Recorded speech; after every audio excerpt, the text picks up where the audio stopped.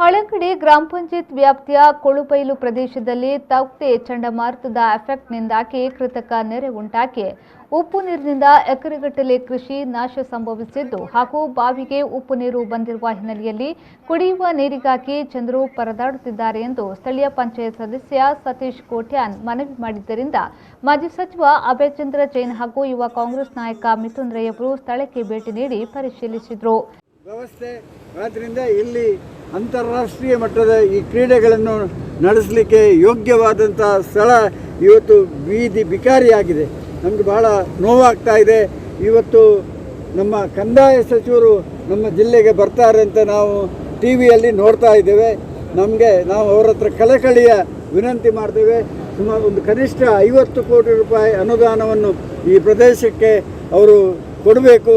ಯಾಕಂದರೆ ನಾನು ಕಳೆದ ಸಲ ನಮ್ಮ ಮಡಿಕೇರಿಯಲ್ಲಿ ದುರಂತ ಆದಂಥ ಸಂದರ್ಭದಲ್ಲಿ ಸರ್ಕಾರ ಸುಮಾರು ಕುಮಾರಸ್ವಾಮಿ ಸರ್ಕಾರ 200 ಕೋಟಿ ರೂಪಾಯಿ ಹಣವನ್ನು ಅಲ್ಲಿ ಮಂಜೂರಾತಿ ಮಾಡಿದ್ದಾರೆ.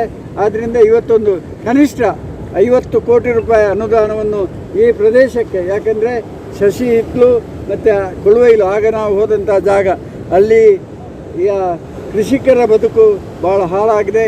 ಇಲ್ಲಿ ಚಿತ್ರಾಪು ಅಂತ ಇದೆ, ಅಲ್ಲಿ ಕೂಡ ಇದೇ ರೀತಿಯ ಪರಿಸ್ಥಿತಿ.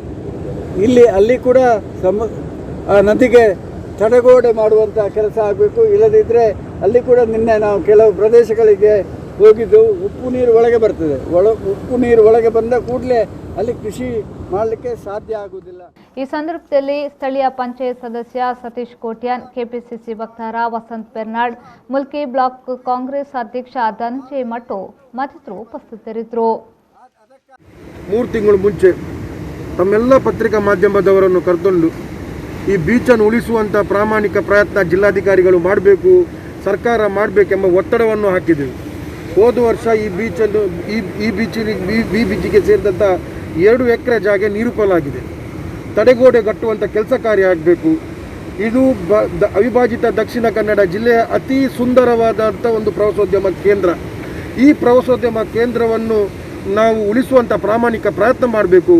ನಮ್ಮ ಮುಂಬರುವ ಪೀಳಿಗೆಗೆ ಮುಂಡಾ ಬೀಚಿನ ಸೌಂದರ್ಯವನ್ನು ಅನುಭವಿಸುವಂತಹ ಕಾಲ ಬರಬೇಕೆಂಬ ಉದ್ದೇಶದಿಂದ ನಾವು ಮುಂಡಾ ಬೀಚಿಗೆ ಹೆಚ್ಚಿನ ಒತ್ತನ್ನು ಕೊಡಬೇಕೆಂಬ ಒಂದು ತಮ್ಮ ಪತ್ರಿಕಾ ಮಾಧ್ಯಮದ ಮಿತ್ರರ ಮುಖಾಂತರ, ದೃಶ್ಯ ಮಾಧ್ಯಮದ ಮಿತ್ರರ ಮುಖಾಂತರ ನಾವು ಒಂದು ಮನವಿಯನ್ನು ಕೂಡ ಕೊಟ್ಟಿದ್ದೆವು.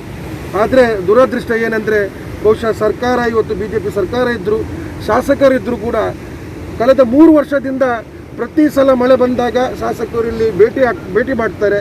ಆದರೆ ಯಾವುದೇ ರೀತಿಯ ಪ್ರಾಮಾಣಿಕವಾದಂಥ ಪ್ರಯತ್ನ ಮುಂಡಾ ಬೀಚನ್ನು ಉಳಿಸಲಿಕ್ಕೆ ಪ್ರಾಮಾಣಿಕವಾದಂಥ ಪ್ರಯತ್ನ ಆಗಲಿಲ್ಲ.